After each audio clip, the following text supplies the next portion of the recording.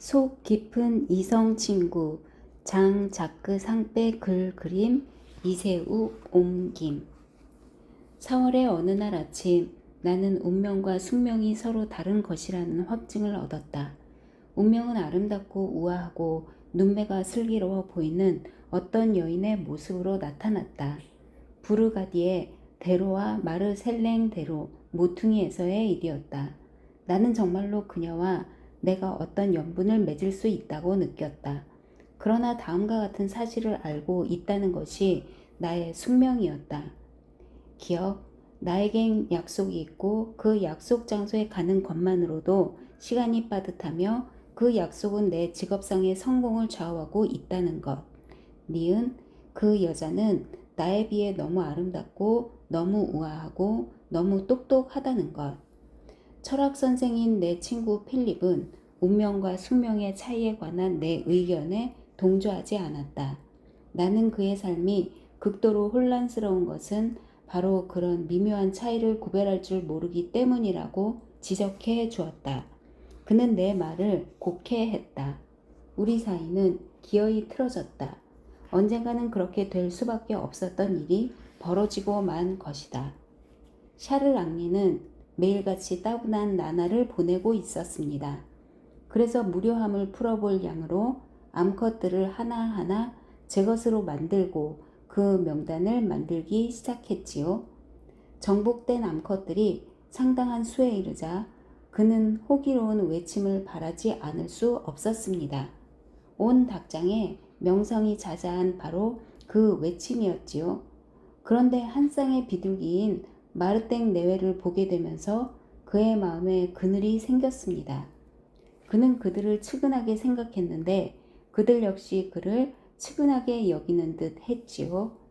그들의 행복 앞에서 그의 자만심이 무색해지고 말았습니다. 모든 게 헛되다는 생각이 들었지요. 그는 스스로를 냉철히 돌아보고 그 비둘기 내외를 소재로 이야기를 하나 짓기로 했습니다. 두 비둘기는 금슬이 아주 좋았습니다. 라는 구절로 이야기를 시작했지요.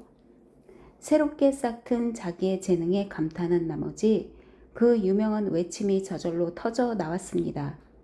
그는 그 첫 구절을 다시 읽어 보았습니다. 두 비둘기는 금슬이 아주 좋았습니다. 뭔가 대단한 것이 있는 것 같기는 한데 그것만으로는 아직 이야기가 될 수 없다는 느낌이 들었습니다. 실망을 느낀 그는 제 것으로 만든 암컷들의 명단을 다시 작성하기 시작했습니다. 나는 혼자 떨어져서 블루문이라는 노래를 흥얼거리는 것으로 만족했다. 그러면서 나는 생각했다. 이것도 다른 것 못지않게 훌륭한 전술이야. 길고 짧은 건 대봐야 아는 거야. 결국에 가서는 내 전술이 승리를 안겨다 줄 수도 있어. 내 친구 폴과 아주 유쾌한 점심 식사를 하고 막 헤어진 참이었다. 적어도 내 애정의 20%는 쏟았을 그 정다운 시간의 여운에 흠뻑 젖은 채 나는 글라디스를 기다리고 있었다. 나는 그녀에게 70%의 애정을 기꺼이 바칠 생각이었다. 하지만 그것은 내가 쉬장과 좋은 사이로 남아 있는 것을 그녀가 허락하는 경우에 한해서였다. 나는 쉬잔에게 내 성공의 50%를 빚지고 있고 따라서 그녀에게 50%의 애정을 바쳐야 할 의무가 있다. 쉬잔, 그녀는 어떨까? 그녀는 내가 40%의 애정을 로르에게 쏟는 것을 용납해 줄까? 로르는 로랑의 누이인데 나는 로랑에게는 25%의 애정을 쏟고 있다. 때로는 그런 타산이 실증이 난다. 지긋지긋하다. 더 이상 견딜 수가 없다. 감정의 저울질이 필요 없는 참으로 무던한 사람과 담백하게 살았으면 좋겠다. 그녀는 나를 더 일찍 만나지 못한 것을 아쉬워하면서 자기 표정이 슬프고 침울한 것은 나를 만나기 전에 보낸 방황의 세월 때문이라고 말하곤 했다. 그럴 때면 나는 그녀의 진중하고 그윽한 눈매를 사랑한다고 말해 주었다. 그녀는 자기 입 아귀에 깊이 패인 주름을 자기가 쓴 2권의 소설이 실패한 탓으로 돌렸다. 그 주름이 그녀에게 차가운 인상을 주는 건 사실이지만 내가 보기엔 바로 그런 분위기가 그녀의 매력이었다. 그녀는 세상을 살아가는 데에 그리고 남과 의사소통을 하는 데에 어려움을 느낀다고도 했다. 그녀는 스스로를 사회 환경에 적응할 수 없는 사람으로 여기고 있었다. 나는 내가 바로 그 점을 안쓰럽게 생각했으며 그것이 여전히 나로 하여금 측은한 마음을 갖게 한다고 단언하곤 했다. 그녀는 나를 버리고 떠났다. 그 까닭을 그녀는 자기 저서에서 해명하였는데 그녀의 주장에 따르면 남자들의 사랑이 흔히 그렇듯이 내 사랑도 오로지 그녀의 실패와 고통만을 자양으로 삼고 있었기 때문이라는 것이다. 우리는 갑자기 심각해졌습니다. 중상모략이 판치는 이 험한 세상을 살아가자면 단 한순간도 경계를 소홀히 해서는 안 되리라는 생각이 들었습니다. 그녀는 겉멋만 잔뜩 든 멍청한 녀석과 팔짱을 끼고 있었다. 나는 그녀가 나를 보았다는 것을 알고 있으면서도 내가 그녀를 알아보았다는 기색은 털끝만큼도 내에 비치지 않았다. 마침 아주 예쁘게 생긴 여자 하나가 택시에서 내려 길 건너편에 어떤 가게로 들어가고 있었다. 나는 여보라고 소리치며 길을 건넜다. 그날 밤 텔레비전을 보는데 프로그램들은 그날따라 더욱 재미가 없고 기분은 그저 처량하기만 했다. 저 여자가 나를 경멸하듯 시도 때도 없이 수준 차이를 과시하고 저렇게 온갖 멋이란 멋은 다 내고 늘 따분해하는 표정까지 짓고 있지만 그래도 속마음은 다를지 몰라. 아직 말로 표현은 안 했지만 혹시 모든 것에서 벗어나 진실하고 소박하고 건전하게 살고 싶다는 갈망 때문에 저러는 것인지도 모르잖아? 하고 나는 그녀를 바래다 주면서 생각했다. 그 생각이 나에게 다시 용기를 주었다. 세상에, 우리는 어쩌면 그렇게 사랑에 빠져 있었을까? 세상에, 우리는 어쩌면 그렇게 서로를 믿었을까? 세상에, 우리는 어쩌면 그렇게 멍청했을까? 사랑에 빠지면 다들 그렇게 멍청해지는 건지 우리는 온갖 놀이를 하며 시간을 함께 보내곤 했다. 당시에 내가 가장 재미있어 하던 놀이는 이런 것이다. 못생겼거나 그저 평범하게 생긴 사람이 우리 앞을 지나간다. 그러면 나는 그녀에게 이렇게 말한다. 저 사람 봐. 당신이 나를 만나는 바람에 놓쳐버린 사람이야. 그러나 그 놀이에는 한 가지 방해 요인이 있었다. 용모가 수려한 남자들이 나타나는 것이 그것이었다. 그런 경우에 나는 즉시 그 놀이를 중단했고 그녀는 내 마음을 아는 듯 모르는 듯 완벽하고 섬세하고 신중한 태도를 보였다. 그러면 나는 그녀가 너무나 완벽하고 너무나 섬세하고 너무나 신중하다는 그 점 때문에 불안을 느끼곤 했다.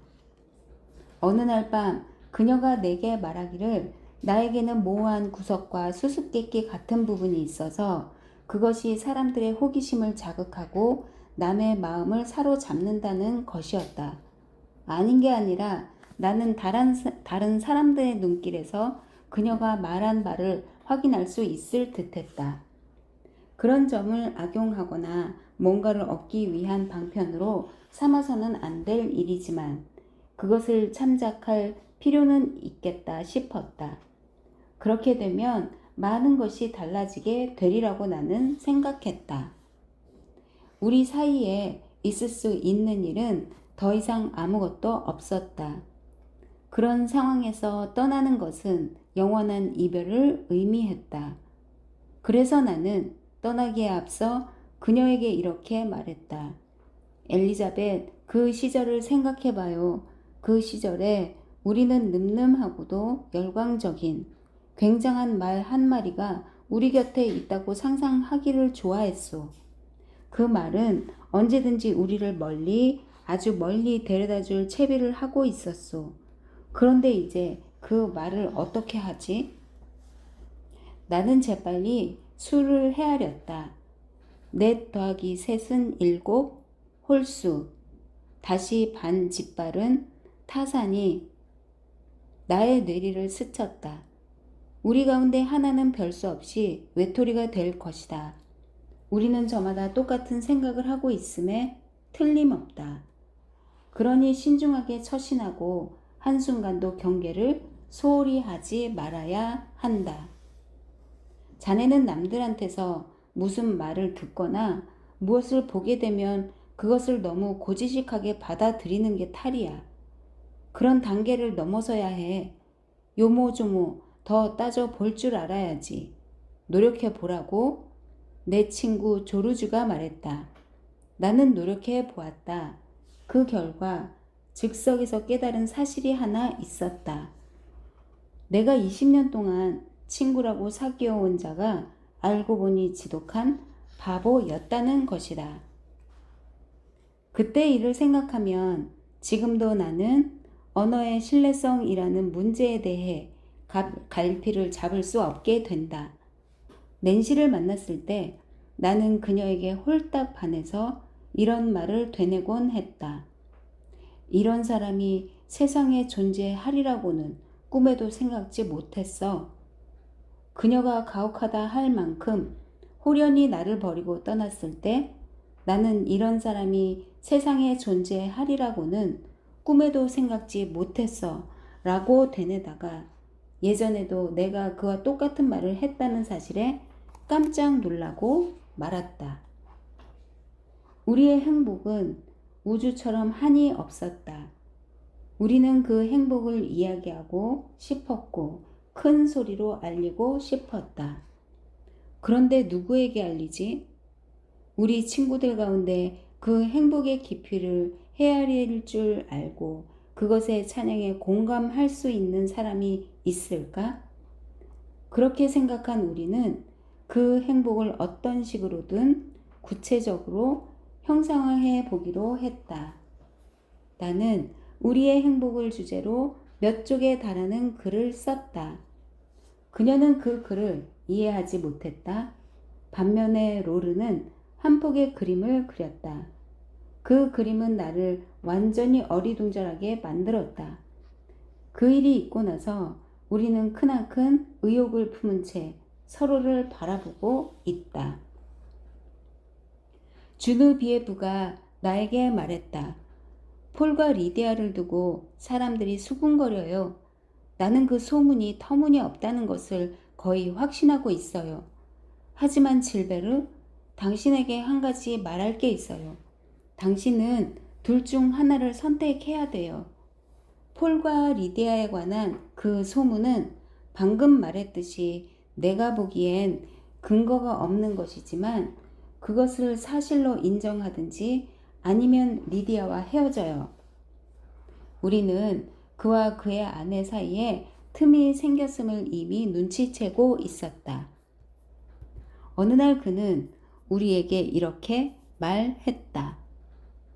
굉장해. 나는 요즘 어떤 미녀와 씨름하고 있어. 그로부터 얼마 후에 우리는 그가 꽤나 아름다운 어떤 여자와 함께 있는 모습을 먼 발치에서 보게 되었다. 그 주의 토요일에 우리는 그를 만났다. 우리는 그 무렵 부부들끼리 모여 주말을 보내곤 하던 터였다. 그는 더 이상 어찌해야 할지 몰라 갈팡질팡하는 사람처럼 보였다. 우리는 염려 섞인 말로 그를 다독거려 주었다. 그는 아이들과 우리의 아내들과 잔디 깎는 기계를 멍하니 바라보다가 전에 했던 말을 다시 했다. 굉장해. 정말 굉장하다고. 나 요즘 어떤 미녀와 씨름하고 있어. 그는 먼산 바라기처럼 여전히 멍한 눈길로 아이들과 여자들과 잔디 깎는 기계를 쭉 둘러보고는 이렇게 덧붙였다. 물론 자네들은 이해할 수 없을 거야. 그는 우리와 다른 세계에 사는 사람처럼 보였다. 그가 우리에게서 멀어진 것이든 아니면 우리가 그에게서 멀어진 것이든 그걸 따지는 건 부질없는 일이었다. 그녀는 내게 이렇게 말한 적이 있었다. 자기가 알아야 할 게 하나 있어. 당연한 얘기지만 나는 자기를 만나기 전에 하나의 삶을 살았어. 그것을 하나의 삶이라고 부를 수 있을지는 모르지만 말이야. 하지만 심각한 일은 아무것도 없었어. 이젠 모든 게 그림자로 여겨질 뿐이야. 어쨌든 당신만 한 남자는 단 한 사람도 없었어. 클레르와 나는 친구 사이입니다. 우리는 정말로 친합니다. 그런데 어느 날 나는 그 애가 니콜과 놀기를 좋아한다는 사실을 깨달았어요.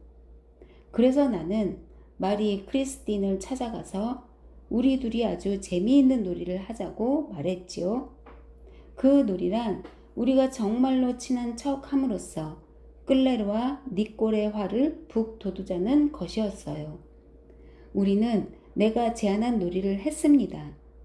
날이 저물 무렵 나는 무척 기분이 좋았습니다. 아주 재미있게 놀았기 때문이지요. 그 다음날 클레르가 와서 나에게 말했습니다. 자기는 니콜보다 나를 더 좋아한다는 얘기였어요.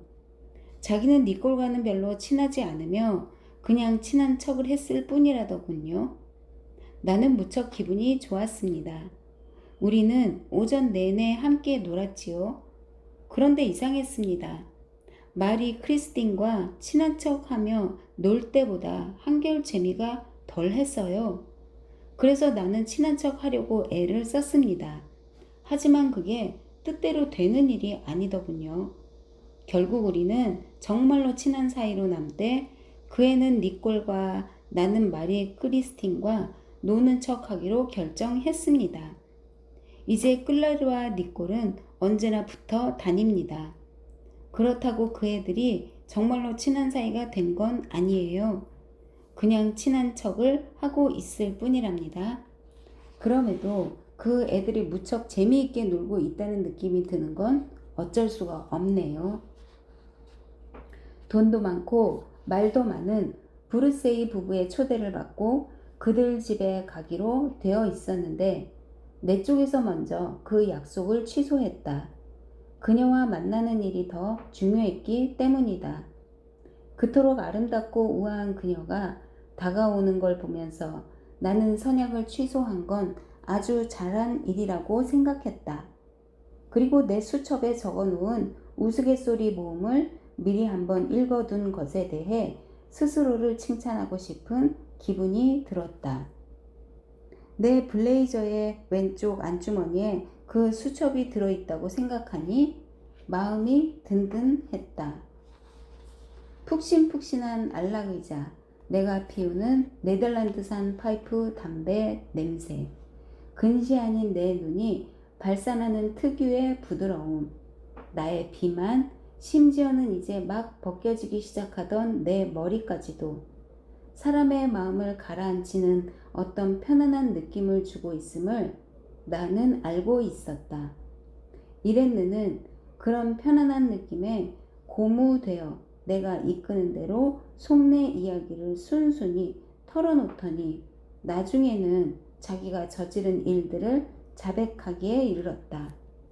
대화의 분위기는 오래전부터, 아주 오래전부터, 어쩌면 너무 오래전부터 약한 불 위에 올려놓은 어떤 음식이 설핏한 저녁 햇살 속에서 천천히 익어가고 있는 시골 부엌의 분위기만큼이나 아득했다.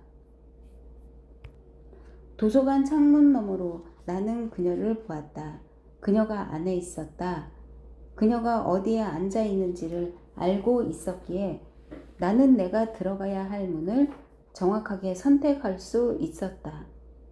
나는 그 문을 통해 느긋하게 안으로 들어갔다. 그러나 마음속은 적잖이 캥겼다. 나중에야 오쟁이를 지는 한이 있더라도 지금은 채통을 지키는 것이 중요해 라고 나는 생각했다. 엘렌, 그녀와 나는 기숙학교 시절에 늘 붙어 다니던 단짝이었다. 취향이며 이상이며 신념이 어쩌면 그렇게도 똑같은 게 많았던지. 우리는 장차 선택받은 사람이 될 우리의 신랑감이 지녀야 할 특성들을 열거하면서 숱한 밤을 보내곤 했다. 우리는 그 점에 관해서 어떤 경우에도 흔들리지 않을 확신을 갖고 있었다.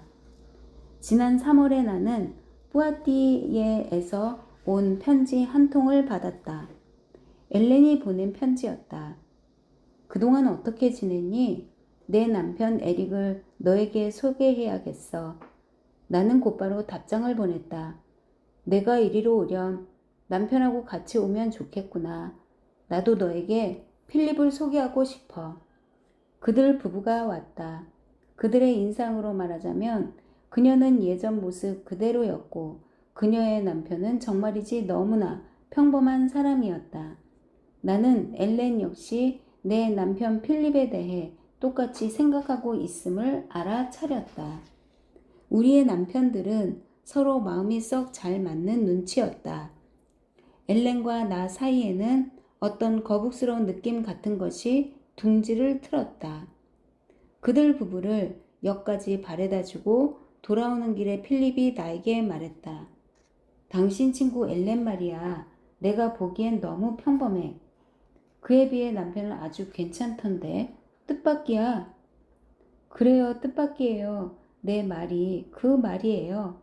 라는 대답이 나도 모르게 불쑥 튀어나왔다. 샤를 에두아르는 내 이야기를 끝까지 차분하게 들어주었다. 그런 다음 그는 파이프 담배를 한 대 피우려고 파이프 대통에 살 담배를 꼼꼼하게 다져 넣었다. 그런데 내게 이런 친구가 있다는 건 다행스러운 일이야 라는 생각이 막 들려는 찰나 그는 내게 이렇게 말했다.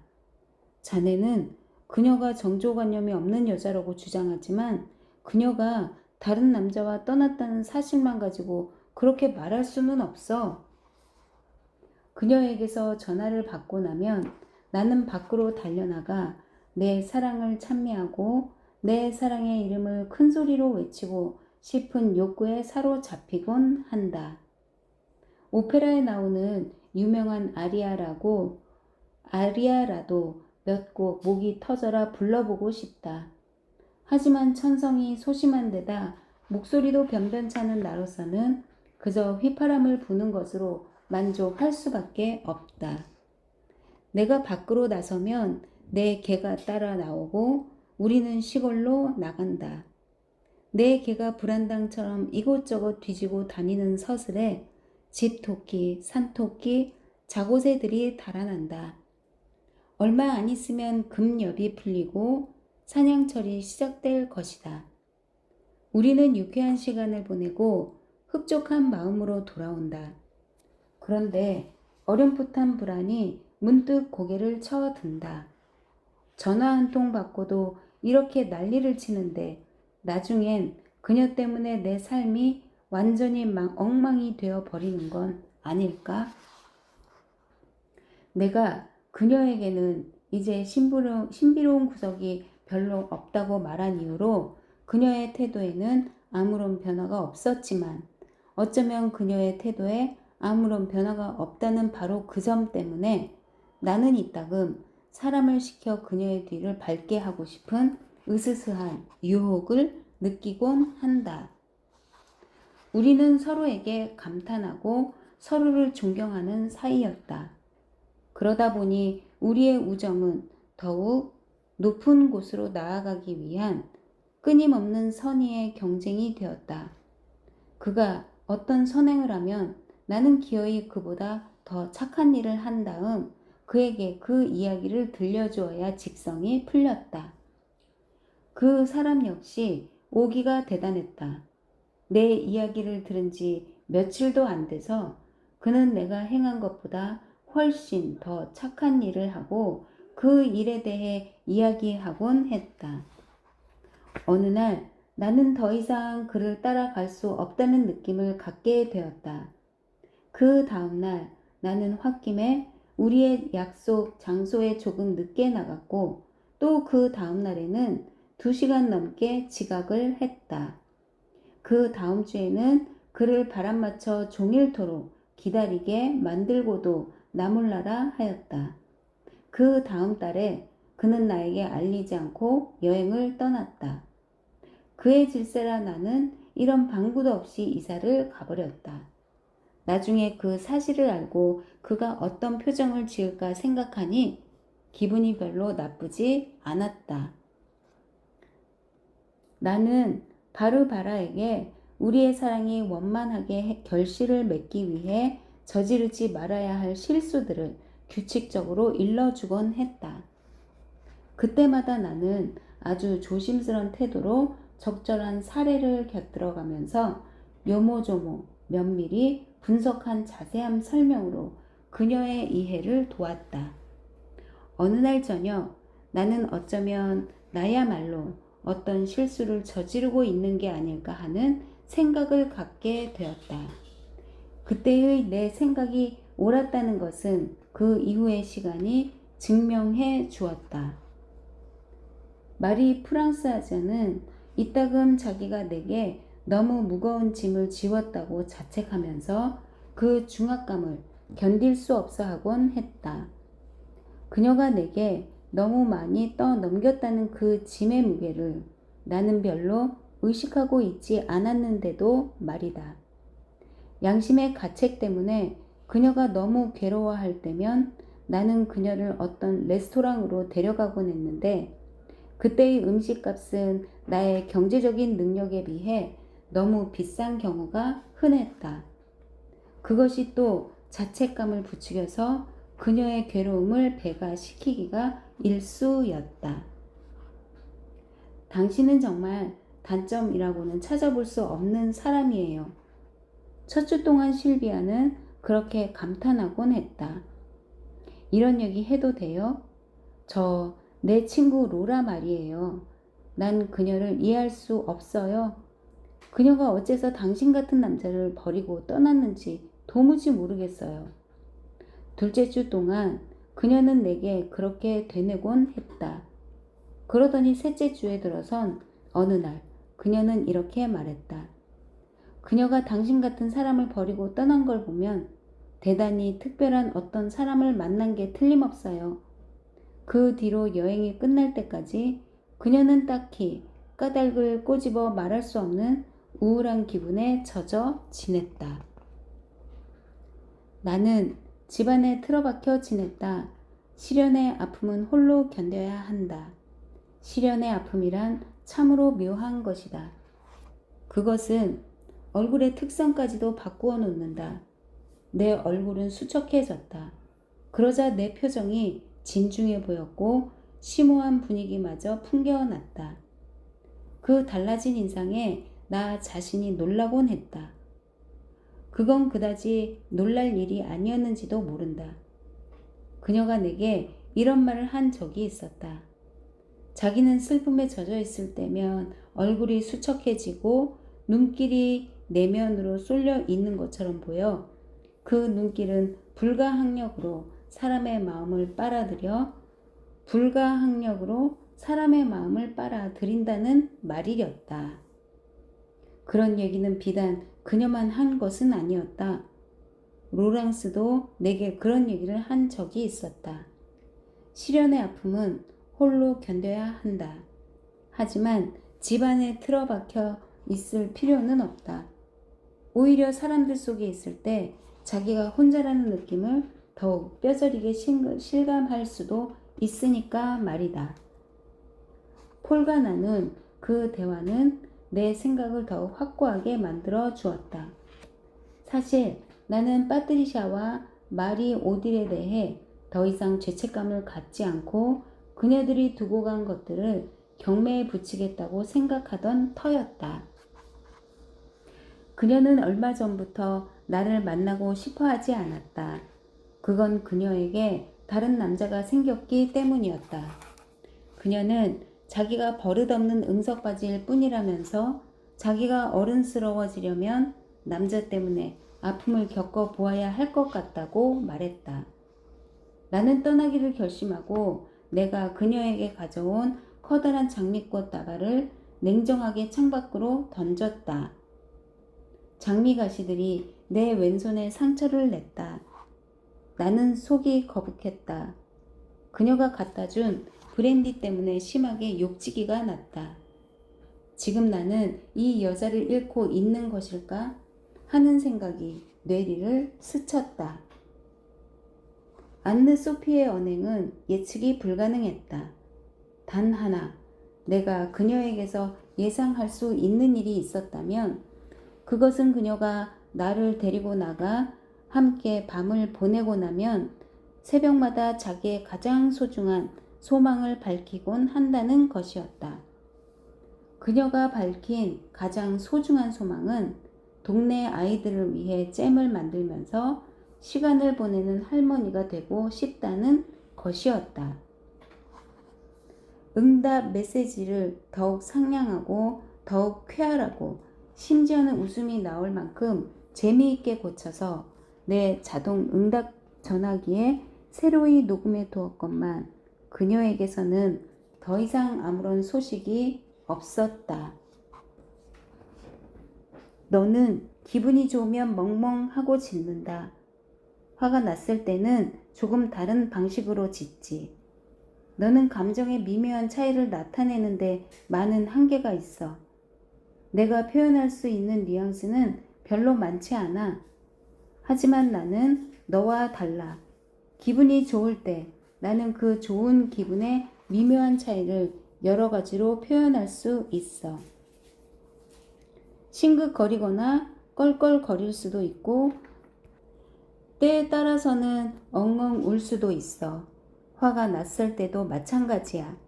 나는 허허 웃는 것까지 포함해서 아주 다양한 방식으로 내 감정을 드러낼 수 있어. 그 이치는 아주 복잡하고 대단히 혼란스러워. 예를 들면 이런 거야. 너는 착한 개야. 그리고 내가 개를 좋아한다는 건 두말할 필요도 없지. 그런데도 나는 이따금 내가 고양이였으면 좋겠다는 생각을 할 때가 있어. 내 오랜 친구 폴은 심각한 표정을 짓고 몇 차례 고개까지 주걱거리며 내 이야기를 아주 주의 깊게 들어주었다.